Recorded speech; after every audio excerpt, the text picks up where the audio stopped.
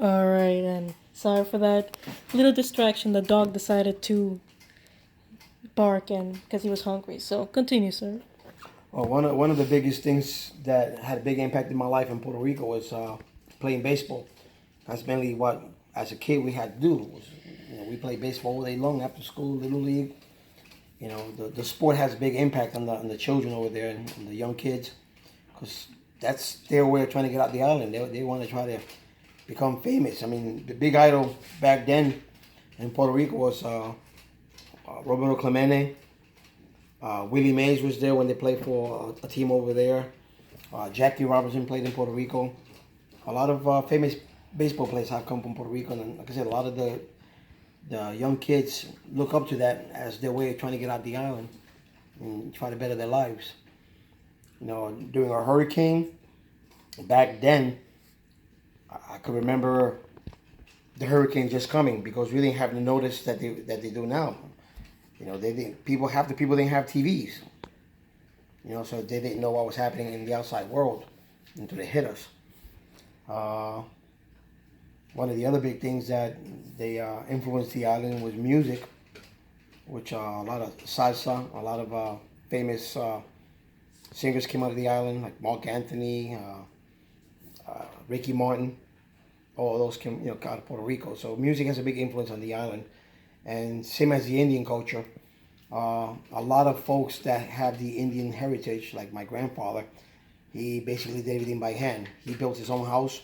He had a second grade education and he built his own house, up in the mountain. He showed me how to lay bricks, how to mix cement, how to cut wood, how to nail. All of that was passed down to me. And same thing with mechanics. They're basically put their cars together piece by piece because it was hard for them to buy parts.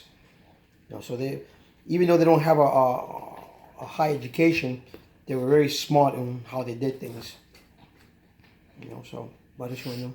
Okay.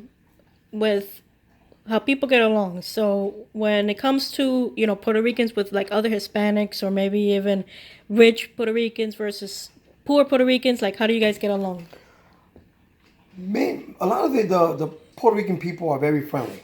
When it comes to like mixing with Dominicans, with Cubans, we try to get along because they're all poor. You have individuals that might not have any food, and their neighbors will come out of nowhere and hand them, vegetables, fruit, anything that they can take out of their farm, and they'll share it with them. They're not. I remember as a little kid, I would ask somebody if I could have a mango off their tree, and they never said no. They would just tell me go and grab as many as you want. A lot of the food was shared within the poor people. It's for them to have meat. I remember I had meat once a week, and that was when my mother would send my grandmother money that she would buy pork chops or chicken. Even half the time what they did was just buy a live chicken and cook that.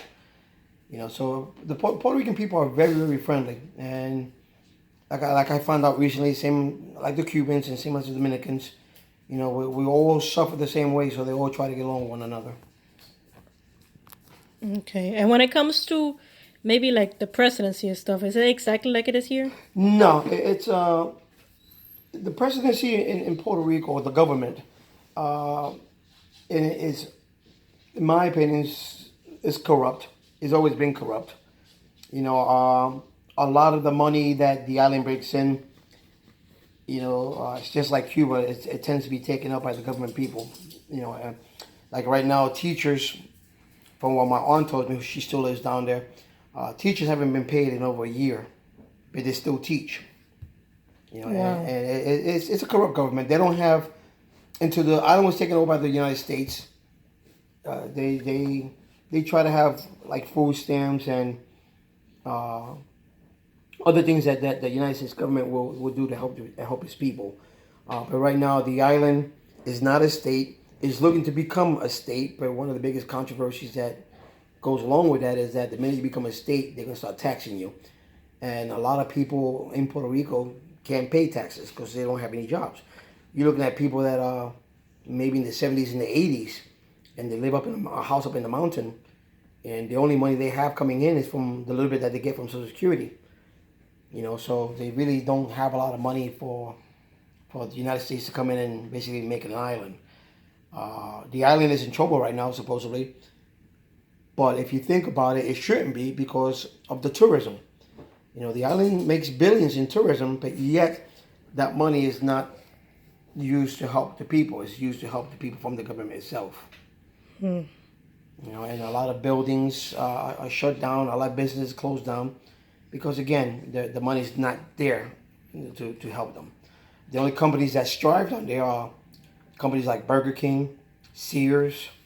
Right now they have Walmart on there, and that keeps them busy. A lot of the big corporations, they do good there because they hire these people at a very low wage. They get paid minimum wage, and that's really it. All right, and talk about differences in food in Puerto Rico versus the United States. Well, food in Puerto Rico is. I remember as a child, we had one Burger King in town, and I had Burger King maybe once every 2 months. Because again, it's not now you have Burger King, McDonald's, Pizza Hut all over the place, but back then you didn't. Back then if you had, my grandmother bought a Whopper and she split that between four people. Wow. Because you had to save. The food that you have here, you basically have over there, which is white rice, beans, pork chop, chicken. It's the same thing, but over there it's picked out right from the backyard. A lot of people don't go to supermarkets unless they go get their meat or their rice. That's about really all they really buy. One of the issues that the island has right now, it has a large number of people that are alcoholics, and that's because they make the alcohol from the sugarcane, and it's that's the way they get along. Have them get drunk just to deal with life. And it's a shame, but that's the way it goes. But otherwise, the food over there is no different than what you eat over here, except for the hamburgers and the pizza. Chinese food, that kind of food has come along with the last, I'm gonna say 20 years. Prior to that, people couldn't afford that, so they didn't eat it. In Dominican Republic, we have something called the colmado, which they can actually deliver food to our house. Does Puerto Rico have that? No, no. Growing up as a child, I had my grandmother bought me a bicycle that she spent $10 on, and the first thing she did was put a basket in it. And it was my job to go get the groceries and put in that basket and come to the house with it. They don't have that kind of stuff because nowadays the island's gotten so bad that you can't trust people to do that because you order food from them and you won't see that food. They'll steal it. I remember growing up, the house my grandmother had in Puerto Rico, we were able to sleep with the windows open, the doors open, and not have to worry about anything. But you go to the houses there now, they look like prisons because the drug situation has gotten so bad that these people come into your house and steal stuff from your house just so they can sell it for drugs. Wow. But they as far as having people deliver your food, like nowadays you go to Walmart and they will lower your food into the car. No, they won't trust you in Puerto Rico with that. They'll say you might take away with the food and the car. So yeah, it's a shame, but no, we don't have that kind of luxury over there. And also in Dominican Republic, we have somebody actually put in gas in our car. Does Puerto Rico have that? Some places do. If you go into like the capital, San Juan, they'll do that for the tourists. A lot of times, mainly in the large tourism places like San Juan, Ponce, they'll do that. But when you go out towards the middle of the island, nowadays you'll find gas stations like Speedway and Wawa, where you put your own gas. But a lot of the smaller places that are privately owned, they'll load the gasoline. That way, they want to make sure that you're not ripping them off from gasoline. You put $10 in and you actually put $20 in and only give them 10. Because they'll do that. But no, not it's half and half. Okay, and talk about currency. Did you have to use U.S. dollars in Puerto Rico? Puerto Rico has U.S. dollars. You have your, and that's something that's been in place since the United States took over the island. They immediately went to the American currency. There's no difference like it is in Cuba or Santo Domingo or any other place. You know, it's dollar for dollar over there. Okay, perfect. And also one more thing. When it came to birthdays, Dominican Republics believed in, the first birthday being important, the quinceañera. Does Puerto Rico believe in that too? Puerto Rico does their quinceañera, and that's basically it. Because like I said before, birthday parties are what they consider for the rich people or for the middle class. You know, I remember my grandfather. He would give me a toy for my birthday, but it was a toy that he made by hand because they couldn't afford to go out and get me cars and GI Joes. Whatever I had that I played with, I bought when I would come visit my parents for Christmas in New York. I would take that with me to Puerto Rico, and that would be my toys. But over there, you know, everything was handmade.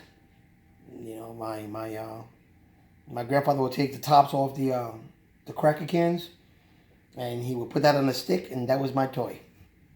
And yeah, I was happy with that because it meant more to me that he made it by hand than actually going to the store and actually getting, for me. But again, most of the time, I'm going to say 95% of my time in Puerto Rico as a child, I spent playing baseball. You know, I was playing Little League, and I remember the first time I ever took a football to Puerto Rico, and they looked at it like there was something wrong with the ball because they've never seen a football. They've seen a soccer ball, but they've never seen a football. You know, and then the thing you have to be careful is if they see something different and they want it, they will steal it from you. I can tell you how many kids had to chase down and beat up because they were stealing my baseballs or my football. So, yeah. So overall, do you prefer living in Puerto Rico or do you actually prefer living here in Florida? I prefer living in Puerto Rico, but I mean, take that back. I prefer living in Florida, but visiting Puerto Rico. Because that way, you know, Puerto Rico, you're there for a week and a half, and basically that's enough. You know, because there's only so much you can see in Puerto Rico. Most of it's the beach. If you go to San Juan, then you have all the old monuments. You could go visit Ponce de Leon, whose grave site's right there. You could go see the old cemeteries that have some beautiful statues in it. If you drive around the island, there's a lot of beautiful scenery around the island. You know, all that could be done in a week. You know, after that, you want to go do something else. You know, so. All right. Well, thank you very much. I appreciate all your questions. Oh, yeah, answers to the questions. Thank you. And I hope you have a great rest of your day, okay? You too. All right.